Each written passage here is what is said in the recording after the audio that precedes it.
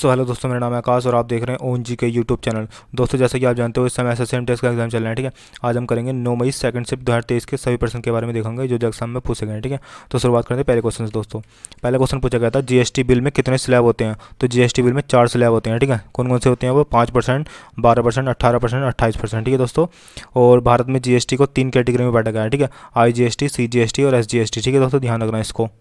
IGST की full form होती है international goods and service tax, और CGST की होती है central goods and service tax, S की होती है states goods and service tax. ठीक है दोस्तों, ध्यान रखना।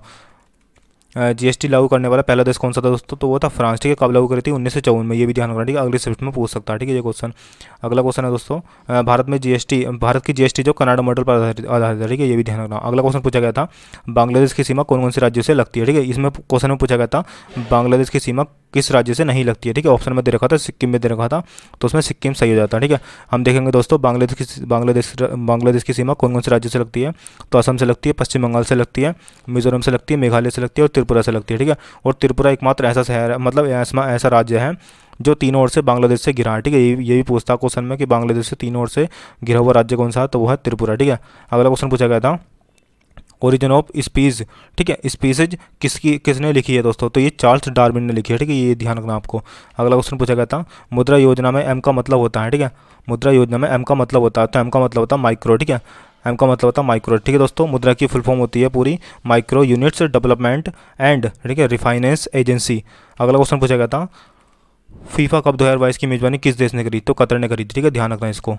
अगला क्वेश्चन पूछा गया था पंडित बिरजू महाराज को कौन सा सम्मान नहीं मिला दोस्तों? तो भारत रत्न नहीं मिला इसको। ठीक है, इनको।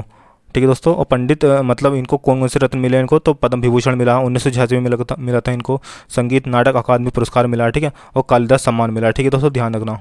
पंडित बिरजू महाराज का सम्मान, ठीक है, कथक नृत्य से, ये भी ध्यान रखना। ठीक है आपको। अगला क्वेश्चन पूछा गया दोस्तों कांग्रेस अधिवेशन 1929 में पूर्ण स्वराज की मांग किसने करी थी? तो पंडित जवाहरलाल नेहरू जी ने करी थी। ठीक है, ये ध्यान रखना आपको। और 1929 का अधिवेशन कहाँ पर होता दोस्तों? तो ये लाहौर में हुआ था। ठीक है, ये ध्यान रखना आपको। अगला क्वेश्चन है, ठीक है, अगला क्वेश्चन है अर्थशास्त्र के लेखक कौन है दोस्तों? तो अर्थशास्त्र के लेखक चाणक्य हैं। ठीक है, चाणक्य का नाम है कौटिल्य विष्णुगुप्त के नाम से भी जाना जाता है उनको। अगला क्वेश्चन पूछा गया था जलियांवाला बाग हत्याकांड किसके कहने पर हुआ था? तो इस 13 अप्रैल 1919 को, ठीक है, जनरल डायल के कहने पर गोली चलाई गई थी। ठीक है दोस्तों, इनके कहने पर ये हत्याकांड हुआ था। ठीक है, और ये जलियांवाला बाग हत्याकांड मतलब यहाँ पर क्या हुआ था दोस्तों? अमृतसर के पंजाब में एक सभा बुलाई गई थी। ठीक है, रोल एक्ट के विरोध में। रोल एक्ट क्या था दोस्तों?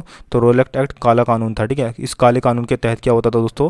अंग्रेज लोग जो थे वो किसी को भी अंदर डाल सकते थे। ठीक है, संदेह मतलब किसी व्यक्ति पर संदेह होने पर किसी को भी जेल में डाल दिया करते थे। तो इसी के विरोध में क्या हुआ था अमृतसर के पंजाब में, सॉरी पंजाब के अमृतसर में। ठीक है, मतलब एक सभा बुलाई गई थी जलियांवाला बाग में। ठीक है, तो वहीं पर हुआ था जलियांवाला बाग हत्याकांड। जनरल डायल के कहने पर गोलियां चला दी गई थी, तो इसी को हम जलियांवाला बाग हत्याकांड कहते हैं। ठीक है, और ये घटना कब हुई थी? तो ये 13 अप्रैल 1919 को हुई थी। अगला क्वेश्चन पूछा गया अक्टूबर 2022 तक मौलिक कर्तव्यों की संख्या कितनी है? तो अक्टूबर 2022 तक मौलिक कर्तव्यों की संख्या 11 है। ठीक है, ठीक है दोस्तों, 11वां मौलिक कर्तव्य कौन सा दोस्तों? तो 11वां मौलिक कर्तव्य है 6 से लेकर 14 वर्ष के बच्चों के लिए शिक्षा के अवसर प्रदान करना। ठीक है, 11वां मौलिक कर्तव्य का मतलब उद्देश्य रखा गया। ठीक है दोस्तों, 11वां मौलिक कर्तव्य कब जोड़ा गया था? तो 86वें संविधान संशोधन 2002 में जोड़ा गया था।